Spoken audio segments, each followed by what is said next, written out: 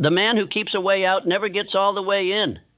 If you have a plan B, you will serve it when plan A gets hard, and if you keep a second door, you will never set fire to the first one. I am not here to encourage you, and I am here to show you that the only way forward is to remove the option of going back. The most powerful men in history did not have more options. They made one decision and made it final.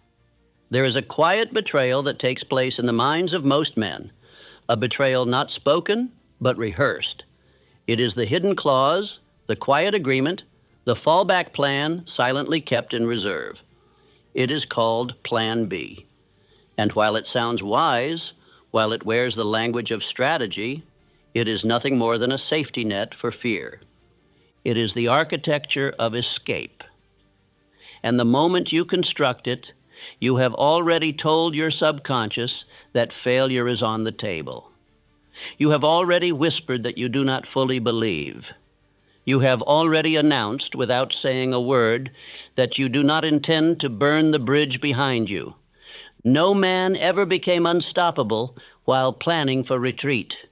No empire was ever built by a man with 1 foot in the future and 1 foot in the safe zone. You cannot walk toward greatness while leaving the door cracked behind you. The man who leaves a way out has already planned to use it. The moment you hold back a portion of your will, just in case, you divide your force, you split your intention, and you weaken your claim to the outcome you say you desire. Your subconscious does not operate by appearances, it operates by structure and repetition. And when you say, "This is my aim," but secretly add, "and if not, I'll do this instead," the subconscious hears confusion. It hears compromise, and confusion never creates command. Your mind must receive one order, one clear, final, absolute instruction. And that instruction must be backed not with wish or half-belief, but with faith made visible through action. I have written this in stone. Desire backed by faith knows no such word as impossible. But I tell you now, faith cannot coexist with fallback. Faith dies in the presence of retreat. Faith cannot live in the same body as doubt. Faith, if it is real, consumes everything else. And until you build that kind of faith, one desire, no retreat, you will never access the full strength of your own mind. When you remove the escape hatch, you begin to see what you're truly made of. And most men don't want to know. That's why they leave the second door open. That's why they say, "We'll see what happens." That's why they say, "I'm just keeping my options open." Because they are afraid to know what happens when they remove the possibility of quitting. They are afraid of the pressure. But pressure is what purifies. Pressure is what forces clarity, sharpens decisions, and births momentum. Look to the men who burned history into stone, not because they were clever, but because they were committed beyond reversal. Look at Hernán Cortés, the man who brought 600 men across the sea to conquer an empire. And when they landed, he did not prepare for retreat. He did not plan for resistance. He burned the ships, and in that fire he sent a message, not to the enemy, but to his own men. There would be no going back. There was only forward or death, and in that pressure they did not collapse. They rose. Look at Andrew Carnegie, who decided that he would master the steel industry. He did not play it safe. He did not try multiple ventures just in case one failed. He did not split his efforts across industries to diversify his risk. He chose steel, and then he poured everything into it: time, focus, capital, identity. He did not leave the bridge intact. He built forward with no rear view. And because of that, he did not just grow wealth, he became the lawmaker of an industry. This is the fire you must now walk into. You will not be refined by hope. You will not be reshaped by dabbling. You will not be rebuilt by backup plans. You will be rebuilt by finality. You must say, "This is the aim," and then move as if nothing else exists. You must begin to act as if there is no way out, because the truth is, the man who gives himself no way out begins to tap into power that the average man will never touch. You will begin to think differently when failure is not an option. You will begin to listen more closely, observe more sharply, move more decisively, because now it must work. And that urgency will eliminate your excuses. It will purge your distraction. It will refine your standards. And from that refining fire, a new version of you will be forged, one that is not interested in applause or rescue, but in finishing what he started. Men fail not because of lack of skill, but because of too many soft exits. They say, if this doesn't work, I'll fall back on that. They say, let's give it some time, and if not, we'll try another direction. But that is not belief. That is a man negotiating with his own cowardice. And I tell you now, you will not negotiate with fear and win. You must remove the door, lock the hinge, burn the map. You must tell your mind, your body, your very blood, this is it. We go forward. We do not turn. You are not here to try. You are here to enforce. You are not here to test the waters. You are here to take the hill. And you will take it only when the possibility of surrender has been removed from your vocabulary. And now I give you your first declaration in this new life. Say it slowly. Say it with finality. Say it like a man who has cut the rope behind him and thrown the blade into the sea. I am the man who moves without retreat. I build without exit. I rise without a second door. Again. I am the man who moves without retreat. I build without exit. I rise without a second door. Because from this day forward, the only plan is the one you declared. And it will be completed. Because there is no longer a path that allows you to walk away. Only forward, only fire. Only finish. The subconscious mind does not obey indecision. It does not respond to halfway commitments. It cannot serve a divided master. The mind, if it is to act as your greatest servant, must be given a single, clear, final instruction. And that instruction must be followed without detour. But when a man leaves an option open, when he builds his life with an escape hatch quietly tucked behind his aim, what he has created is not freedom, but conflict. He has given his subconscious two roads to obey, and a mind that must choose between two conflicting commands will choose neither. It will drift. You cannot rise while entertaining retreat. You cannot build while simultaneously asking yourself what to fall back on if it doesn't work. Every time you keep another plan, another path, another opportunity just in case, you are dividing the very force that you need to succeed. And force divided is force dissolved. The reason most men remain average is not because they lack ambition. It is because they lack obedience to one decision. They do not want to let go of all their options, so they dabble, they try, they taste, but they never build. Because building requires devotion, and devotion cannot be shared with safety nets. The man who becomes unstoppable is not the man who knows the most.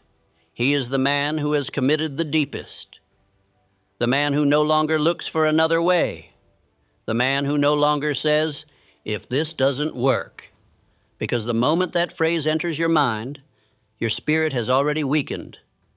You cannot fully commit while planning for collapse. You cannot think with force while entertaining maybe. You cannot build with authority while whispering plan B in the background of your belief. A decision is not a preference. It is a spiritual command. It is a line drawn in fire. And every time you act, every time you speak, every time you breathe, you do so in full submission to that line. That is what changes men. That is what burns weakness to ash.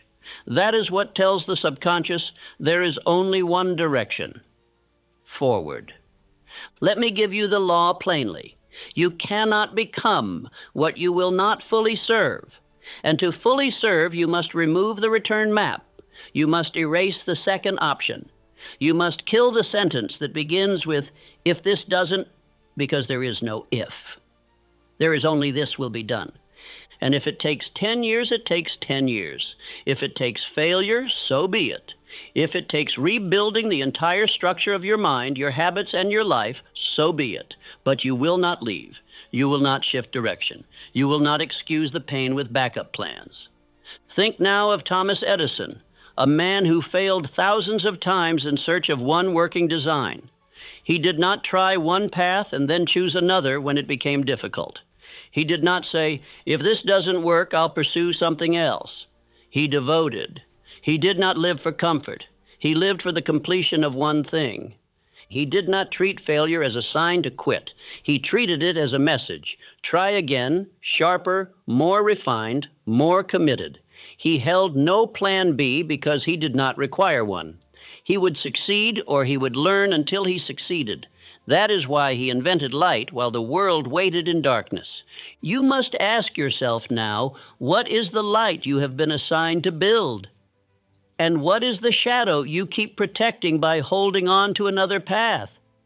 It is time to identify the exits, identify the moments, the phrases, the patterns where you've been hedging, where you've said just in case, where you've kept a skill, a contact, a plan in your back pocket for safety.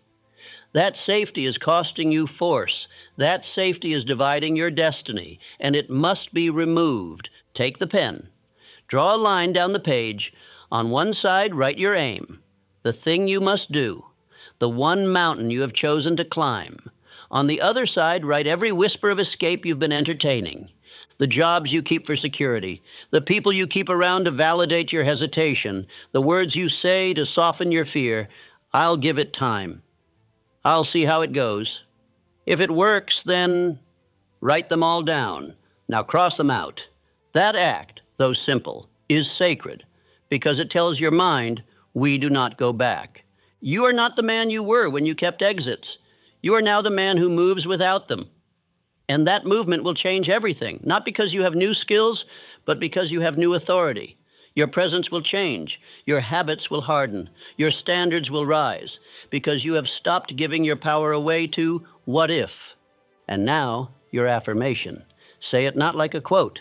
Say it like a vow. Let your voice match the weight of what you've just declared.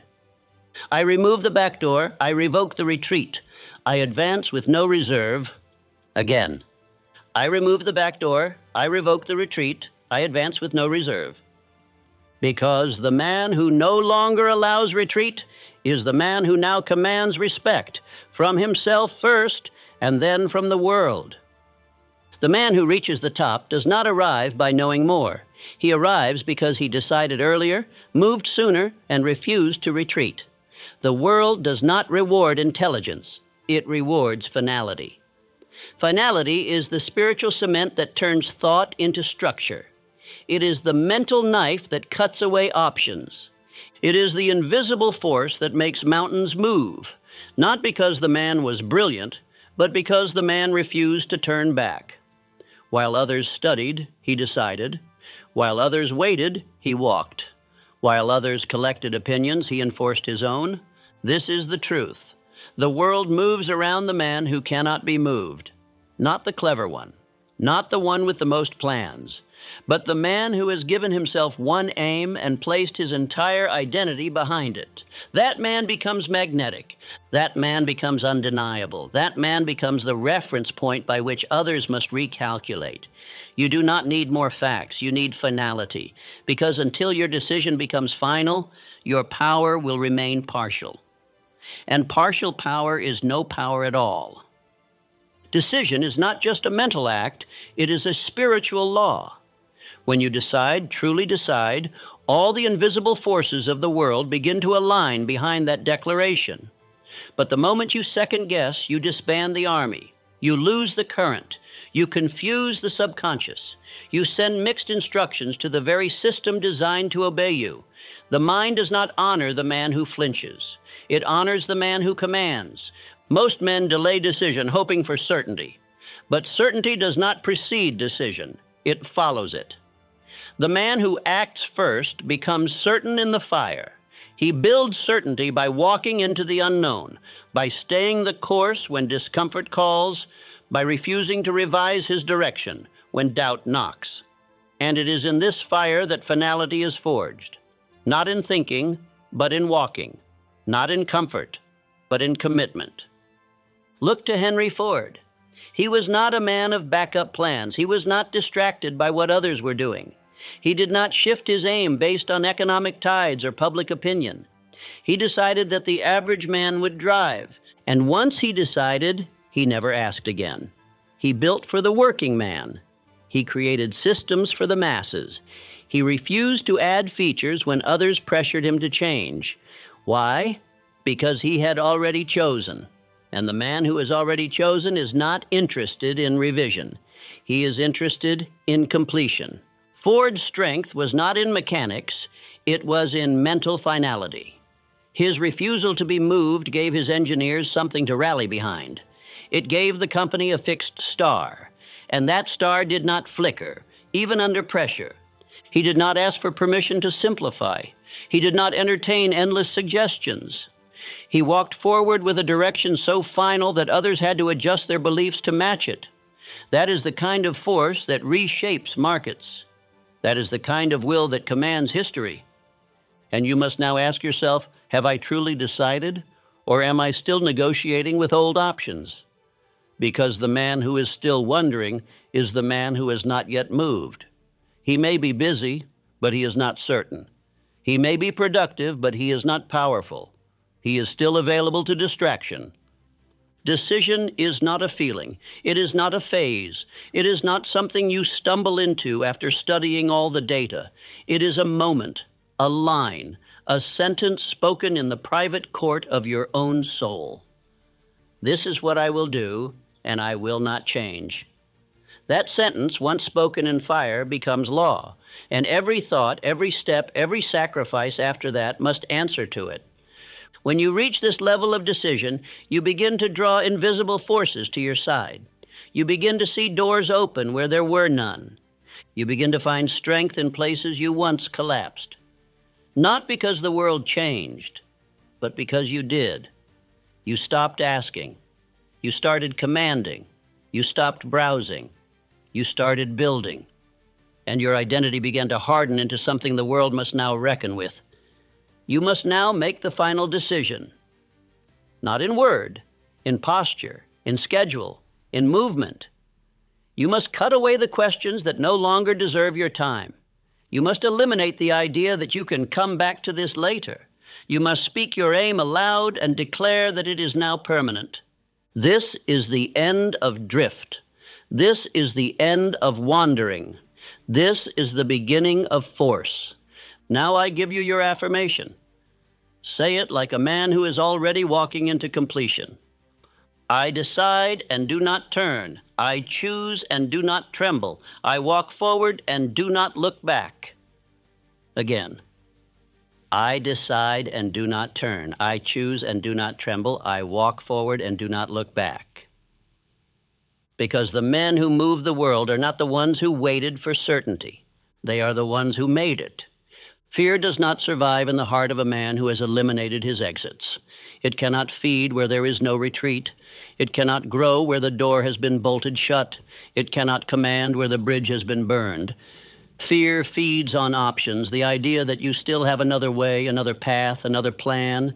So long as a man believes that he can fall back, he will hesitate in the direction he needs to go most. He will water his belief with doubt. He will walk, but only at half pace. He will move, but only with one eye on the escape. And as long as he does, he will never know what it means to be free. You must understand this. Fear requires an escape hatch to stay alive. It survives on indecision. It multiplies in spaces of uncertainty. It keeps its power through the promise of postponement. And this is why so many men feel paralyzed, not because they lack the ability to move forward, but because they have made retreat an option. They may say they believe in their goal. They may say they are committed. But if they are still keeping a door open behind them, fear will always find a place to enter.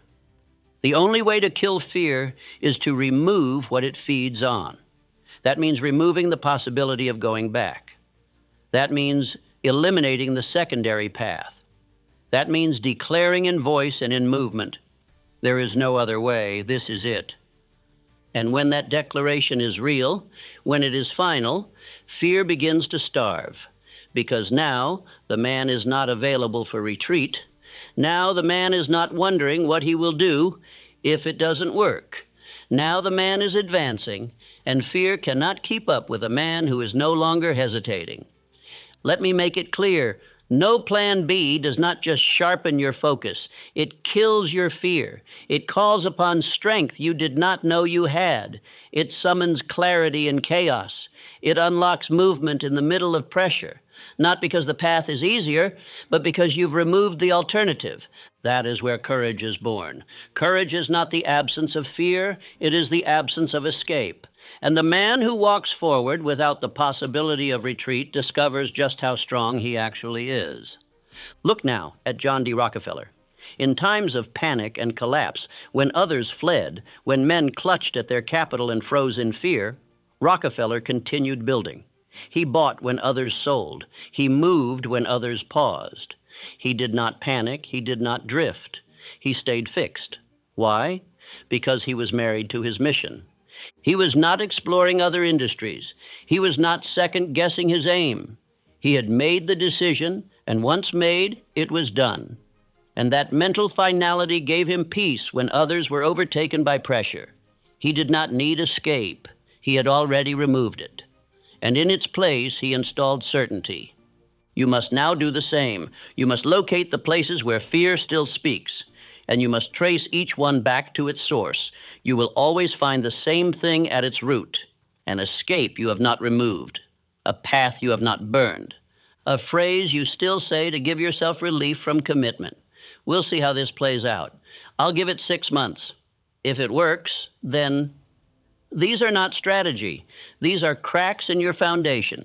And through those cracks, fear enters. Take inventory now.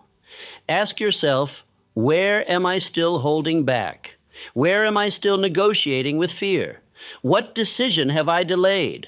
What conversation have I avoided? What move have I postponed? Not because I am unready, but because I have not yet removed the exit. Find it, circle it, eliminate it. That act, though it may look small, will shift your entire internal structure. Because when you kill the escape, you ignite the mind. The man who has nowhere to go but forward will find new strength in every step. This is not theory. This is law. The mind, once fully committed, begins to operate differently. The will hardens. The body responds. The eyes sharpen. And the actions that once required force now become natural, because they are no longer one of many. They are the only path. And when the path becomes singular, your power becomes focused. And focused power does not ask for fear's opinion. Now I give you your drill. Take a page. At the top, write, where fear speaks, escape still exists. Then write every place in your life where you feel resistance, hesitation, tension. Now ask, what have I not burned? The backup contact, the fallback job, the plan you told no one about but still keep in your pocket. The voice that says, if it fails, identify it. Then cross it out with the full intention of a man who is ready to move without retreat. Because you are not here to flirt with destiny, you are here to marry it. And now your affirmation. Say it not to silence fear, but to starve it. I do not consult fear. I do not keep escape. I kill the exit. I move with fire. Again. I do not consult fear. I do not keep escape. I kill the exit. I move with fire. Because from this moment forward, you are not a man who asks for courage. You are a man who summons it by walking forward with no way back. Success does not arrive like a favor. It does not appear because you tried. It does not respond to polite request. Success is not achieved. It is demanded. And the man who demands it is not rude. He is not arrogant. He is simply resolved. He has removed the internal discussion. He no longer asks, will this happen? He says, it will be done. And once that is his tone, once that is his posture, success begins to shift in his direction. Not because he is entitled, but because he has made himself immovable. This is what no plan B does. It removes the possibility of waiting. It destroys the permission you once gave yourself to delay. It closes the door on passivity and replaces it with enforcement. A man who cannot retreat becomes a man who must produce. And that necessity awakens a power most men never tap, not because they were incapable of greatness, but because they always left themselves the option to wait until they felt ready. Readiness is a luxury the committed man cannot afford. He moves without it. He decides in spite of it. He makes results a requirement, not a reward. The moment you say, I will do this or I will rebuild until it is done, you have shifted your relationship with life. You are no longer a seeker. You are now a builder. You are no longer a dreamer. You are now a commander. And while others watch and wonder and wait, you finish. Let me give you one of my laws. Success requires no apology. Failure permits no alibi. And the man who understands this does not look for excuses. He does not ask to be understood. He does not explain why he is not further along. He simply builds again. He adjusts. He adapts. He continues. Because he is not married to the result. He is married to the responsibility. And responsibility does not need permission to succeed. It needs persistence. When you remove Plan B, you remove the illusion of final failure. You begin to see that every setback is a correction, not a defeat. Because you are no longer entertaining alternatives.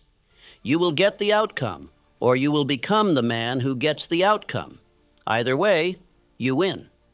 This is what separates the few who finish from the many who fade. They are unavailable to failure as a destination. You must become that man, not someday, today. Because as long as you're still waiting to feel certain, as long as you're still wondering whether the result is guaranteed, you will never demand enough from yourself to break through. The man who moves mountains is the man who refuses to pause until the mountain has moved. And when it doesn't move the first time, he brings another tool, another angle, another level of fire. Because he is not asking for success, he is claiming it. Look now to Abraham Lincoln, a man who failed repeatedly in his early years. He lost elections. He lost battles. He faced criticism that would have made most men retreat. He walked into leadership at the brink of national collapse. But he did not yield. He did not waver. He stayed anchored to the path. He did not say, let me try something else. He did not ask to be spared from the weight. He shouldered it. He bore it. He grew stronger beneath it. Because to him, the path was not optional. It was sacred. And that is how you must now walk. You are no longer here to experiment with identity. You are here to demand results from it. You are no longer here to test the waters. You are here to cross the sea. You are no longer asking for a chance. You are saying, this will be done.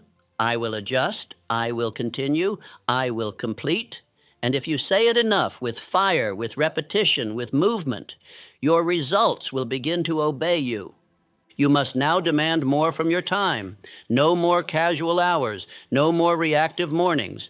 No more quiet surrender to average standards. You must now demand more from your thoughts. No more rehearsal of fear. No more comforting lies. No more someday thinking. And you must now demand more from your words. You do not speak aimlessly. You speak to instruct your mind. You speak to enforce your direction. You speak only when your words are followed by action. This is what no Plan B gives you. It forces a level of clarity that leaves no room for indulgence.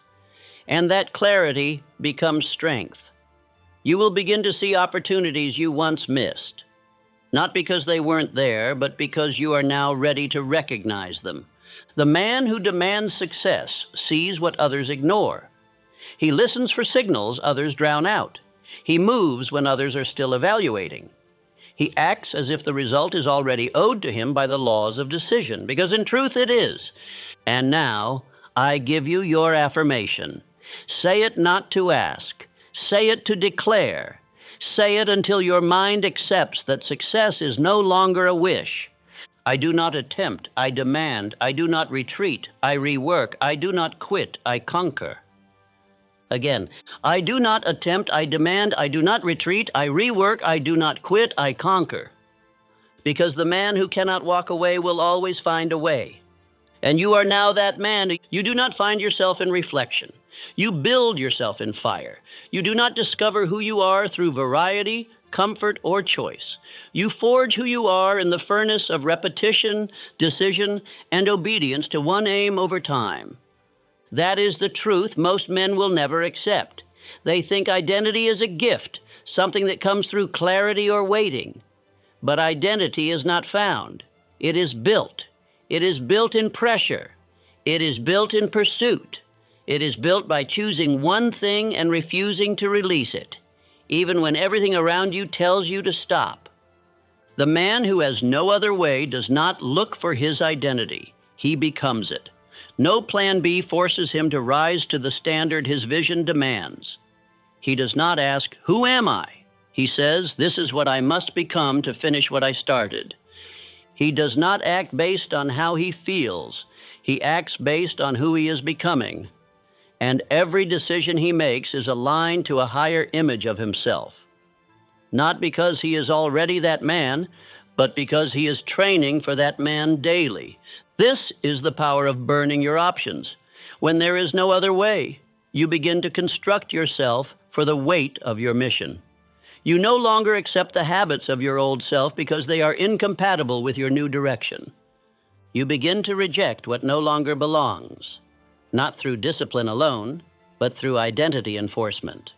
You begin to behave differently because the future you are building demands it. You no longer lower yourself to match your environment. You begin to rise above your environment to match your vision. And how is this done? Not by inspiration, not by fleeting emotion, but by repetition and intensity over time. These are the two laws of personal construction. Repetition installs the structure. Intensity fuels the transformation.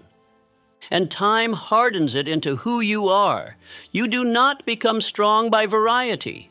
You become strong by returning to the same structure day after day until your character is no longer a decision.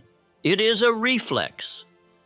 The men who became immortal in action did not achieve it by chasing multiple versions of themselves. They chose one aim. They lived by it. They trained under it. They enforced it. And through that enforcement, they became something unshakable. I know this because I lived it. For 25 years, I gave myself to one thing, not a brand, not a product, not an income stream, a philosophy, a truth, a system of laws that I knew, if obeyed, would transform any man who lived them. I had no plan B. I had no second lane. I wrote, I studied, I met with men of industry. I tested every principle, not once, but for decades. There was no detour. There was no pause. There was no interest in something else. There was only devotion. And in that devotion, I became more than a writer. I became the living result of the very philosophy I taught. You must do the same. You must pick the aim and then ask one question. Who must I become to finish this? What must I eliminate? What must I train? What must I enforce every day until the gap between the man I am and the man I am becoming no longer exists? Do not write soft traits. Write fire. Write posture. Write patterns. Then build them into your hours, not as tasks, but as proof of identity. Because when your aim becomes sacred, your character becomes non-negotiable. When the mission is permanent, your habits must become unbreakable. You will stop tolerating weakness, not because you want to be tough, but because your aim will not accept softness. You will train your mind, not because you enjoy it, but because your identity must be built under weight. You will walk differently, speak differently, decide differently, because every move you make must now answer to the vision you swore to complete. This is the hidden power of no plan B. It does not just remove distraction, it installs identity alignment. It turns the future you into a present standard. And once that standard is enforced consistently, others begin to notice, but more importantly, you begin to believe. And when you believe you are that man, you stop waiting for strength and start moving with it. Now I give you your drill. Take the aim you've chosen. Then write one sentence that defines the identity required to fulfill it. Then break that sentence into habits, patterns, actions, hours. If the identity is I am a man of absolute completion, then the habit must be, I do not leave things half-built. If the identity is, I walk with clarity, then the habit must be, I review my aim aloud before the day begins. Structure these traits. Practice them daily. Do not drift into them. Train them. And now, your affirmation. Say it like a man who is not becoming, but enforcing. I build myself in pursuit. I train my character in fire. I follow one aim until I am remade. Again, I build myself in pursuit. I train my character in fire. I follow one aim until I am remade. Because from this point forward, identity is not something you wait to find. It is something you construct until the world cannot separate who you are from what you do. The greatest lie ever told to a man with potential is that he must protect himself, that he must have a cushion, a second option, a fallback, something to soften the blow of life should he fail. That safety is strength. But I tell you now, safety is not strength. It is softness.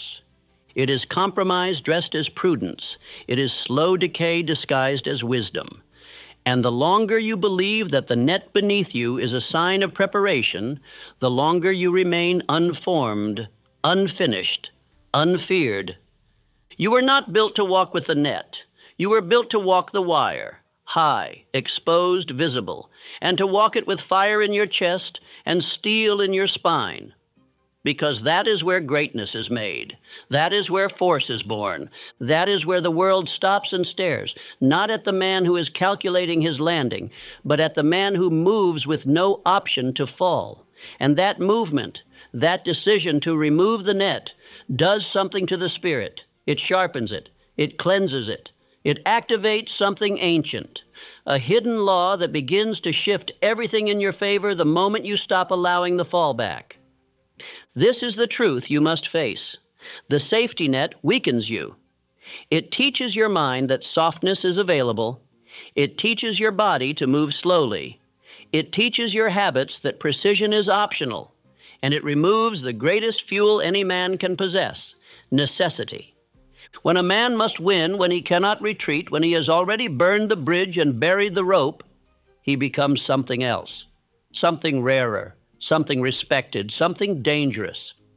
No plan B is not a style of motivation. It is a law of pressure, and pressure is what purifies. When you remove your safety net, you no longer entertain excuses. You no longer drift into decisions. You no longer ask if you're ready. You move and you adapt in motion. You become the man who must finish because there is no version of the story where you do not. You begin to own the outcome, not partially, but entirely. You take full responsibility, not only for the process, but for the result. And that responsibility is what begins to separate you from the masses. Because most men, even the ambitious, leave the door open just enough to defer responsibility. They tell themselves, if I succeed, I'll claim it. If I fail, I'll say I tried. That is not ownership. That is disguise. That is the voice of a man still hiding behind the illusion of protection. But you are now different. You have chosen to walk forward with no net, and that choice does not make you foolish. It makes you formidable. Look to the men who did not hope for fortune, but constructed it. Look to the men who did not wait for validation, but enforced their decisions with finality. They did not operate with a margin of safety. They operated with mission or death. And that level of commitment does not kill, it awakens. Look to Charles M. Schwab, not the man of finance, but the steelman. He was not bred for greatness. He did not possess degrees or formal mastery. He was not handed empire. But he was given responsibility, and he claimed it. While others hesitated, he acted. While others calculated every possibility, he chose a direction and walked through the fire. He became indispensable to Carnegie not because he knew more, but because he was available for full responsibility. He did not ask for permission. He took ownership of the outcome, and the world, Carnegie, industry, history rewarded him. This is the secret. The moment you go all in, the world begins to bend. Doors open not because of luck, but because you have become a man worthy of them opening. You move differently. You decide faster. You show up with presence. You remove the option to blame. And when all of these forces combine, you begin to live under a different law. Not the law of chance, but the law of cause and completion. You must now make the net beneath you unavailable. You must cut away the parts of your schedule, your speech, your structure that still say, if not, then. You must walk into the hour with the understanding that this is the only hour, and it must be used. You must accept that risk is not to be avoided. It is to be converted into identity. And when you live this way, when the world sees that you are not returning to the ground, they begin to pay attention. Not because you're loud, but because you are now lethal. And now I give you your drill. Where have you placed the net? Where do you still allow yourself comfort in case the result doesn't arrive? Where do you say yes to backup, write it, burn it? Replace it with one decision, one structure, one fire. From this day forward, you either complete or you rebuild until it is done. But you do not soften, you do not fall, you do not ask. And now your affirmation. Say it without apology. Say it with finality. Say it like a man who will never look down again. I am not here to play it safe. I am here to play it final. I will not fall. I will build wings midair. Again. I am not here to play it safe. I am here to play it final. I will not fall. I will build wings midair. Because safety is not your ally. The fire beneath your feet is now your foundation. You cannot speak like an uncertain man and expect to live like a decisive one. Your speech is not decoration, it is instruction. It is the daily blueprint you hand to your subconscious. And your subconscious, with perfect obedience, builds what you say, not what you hope, not what you whisper when no one listens, but what you speak out loud, with rhythm, with repetition, with force. You are not speaking for sound. You are speaking for structure. And if your words are poisoned with retreat, then retreat is exactly what you will live. Phrases like, if this doesn't work, let's wait and see. Just in case, I'll give it a try, are not neutral. They are slow poisons. They are drips of doubt fed directly into your nervous system. You think you're being cautious. You think you're being practical. But what you are doing is instructing your deepest mind to plan for defeat. And the subconscious mind, receiving that instruction, obeys. It begins to withdraw energy. It begins to dull intensity. It begins to soften your fire, not because you wanted to quit, but because you suggested that quitting might be acceptable. Understand this now. Every sentence you speak either confirms your identity or collapses it. There is no such thing as neutral speech. Every word is a blueprint. And if your blueprint is bent, your structure will crack. If your words are conditional, your actions will hesitate. And if your voice carries the language of retreat, your habits will follow with weakness. You must now eliminate that language. Not reduce it, eliminate it. This means no more fallback phrases, no more hidden clauses of surrender, no more emotionally comfortable sentences that give you the appearance of movement without the enforcement of commitment. Your speech must now become command speech, language that reflects a man who has already decided. What is command speech? It is the language of absolute. It does not ask. It declares. It does not entertain failure. It reorders it. It speaks from the identity of the man you are becoming, not the man you are trying to escape. It says, I will. It says, this will be done. It says, I have already chosen. There is no if. There is no but. There is only instruction. Because that is what the subconscious understands, and that is what reality obeys. Look to Napoleon Bonaparte. He did not speak in hopes. He spoke in orders. He did not wonder aloud whether victory was possible. He spoke as if it had already happened. His generals did not ask him, what if we fail? Because they knew he had already eliminated that phrase from his mouth. He understood that victory begins with speech that permits no alternative. The world may not have loved him, but the world obeyed him, not because of his strategy, but because of his command. You must now speak as if the world already knows you cannot be stopped, not to impress others, but to reinforce your own mental instruction. Say your aim aloud each morning. Speak your 5 affirmations aloud each night. And throughout the day, inspect every word that comes from your mouth. Ask, does this command my direction, or does it give comfort to hesitation? Take a notebook. Title the top of the page, Language of Command. Then write 10 sentences that match your fire, 10 phrases that build identity. I complete everything I start. I do not explain. I execute. I move before doubt arrives. I eliminate delay. I train before sunrise. I enforce my standard in every hour. These are not lines to recite once. These are bricks in the construction of the man you are becoming. Speak them daily, not quietly, with certainty, breath, posture, and tone. Now make a second list. Title it Language of Retreat. Write every soft phrase you've used in the past week. Be ruthless. I hope it works. Let's wait and see. I might not be ready. We'll try. I don't know what will happen. Cross everyone out. Then write the replacement phrase next to it. Install your new speech pattern, and then commit.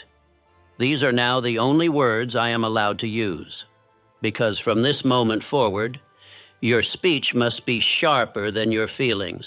You do not need more time. You need tighter vocabulary. You do not need more motivation. You need stricter instruction. Your words must not express your mood. They must express your mission, and your mission must be backed by verbal law. That law, spoken aloud often enough, repeated long enough, with enough internal heat, becomes your new internal software. And from that, the man is rebuilt. And now your affirmation. Speak it now. Speak it like your old language is standing in front of you, and your words must burn it to ash. I remove uncertain speech. I install the language of power. My words now match my direction. Again. I remove uncertain speech. I install the language of power. My words now match my direction. Because now, your voice is no longer commentary. It is command. And the world is beginning to listen. There comes a moment where the man you were and the man you must become can no longer live in the same body. A moment where one must die so the other may rise. That moment is not marked by fanfare. It does not require ceremony. It begins with one decision, spoken without emotion and followed without pause. From this moment forward, there is no retreat. From this moment forward, there is only forward motion, completed tasks, and enforced direction. That decision, when made fully, is not the start of a new project. It is the birth of a new man. No plan B is not strategy. It is identity reconstruction. It is the removal of the old self, drifting, doubting, explaining, repeating, so that a man of enforcement, clarity, silence, and completion can be installed in his place. The moment you remove the exits, the fallback, the soft phrases, the emotional negotiations, your mind is no longer split. And a mind that is no longer split becomes something the world cannot bend. You are no longer a man who waits. You are no longer a man who reconsiders. You are no longer a man who watches others and wonders. You are the man who moves because he said he would. This transformation cannot be partial. It cannot be casual. You must now declare and declare again that your life will be dictated by a new code. No retreat, no softness, no compromise. That is your law now. You do not consult how you feel. You consult your aim. You do not slow down to make others comfortable. You obey the fire you planted in silence. You do not return to the man who broke promises to himself. He no longer exists. He served his time. He taught his lesson, but he is now buried. From this point forward, your thoughts must obey a new law. You no longer rehearse what you are afraid of. You rehearse what you will build. You no longer imagine worst-case scenarios. You envision finished blueprints delivered with precision. You no longer allow weakness to speak without confrontation. You catch it. You correct it. You replace it with repetition of purpose. Your time must also come under new discipline. Hours are not hours. They are containers for structure. They are blocks of obedience. You do not let time pass. You assign it. You do not hope to be productive. You schedule the proof of your identity. Each hour must answer to your final decision. Your habits, now enforced with absolute clarity, must no longer drift into old pathways. You must become intolerant of the past version of yourself. Your new self wakes with fire, declares his aim aloud, moves before the sun decides to rise, works without applause, speaks without explanation, finishes what he begins. And your speech, having now been cleansed of emotional softness and fallback, must become law, not performance, law. You speak only what directs your mind, affirms your belief, and enforces your next move. All else is cut. All else is dead. Because the man who has chosen no plan B does not waste breath. He speaks only when it builds. Now I give you your final challenge. For the next 30 days, live as if there is no way back. Make decisions faster than you feel ready. Move before you fully planned. Speak only from the voice of certainty. And every time the old voice rises, the voice of caution, of moderation, of retreat, you respond not with analysis, but with action. You correct it in movement. You break it by walking directly into the thing you once feared. Every day remind yourself, the bridge is burned. The old path is blocked. The former self has no vote. And you are no longer asking for life to give you permission. You are here to enforce your new identity in every hour until the result becomes inevitable. Do not wait for the world to respond. Respond first. Do not wonder if this will work. Work until it is done. Do not hesitate when the fire calls. Enter it. Because the fire that once scared you is now your foundation. And you will either burn in indecision, or you will burn away everything that no longer belongs. You have decided, and in that decision, you have now become unshakable. And now your final affirmation. Say it from your center. Say it like a man who has closed the door behind him, thrown the key into the sea, and picked up his tools. I walk forward, I finish what I start. Again, I walk forward, I finish what I start. Because the man who does not retreat is the man who cannot be stopped.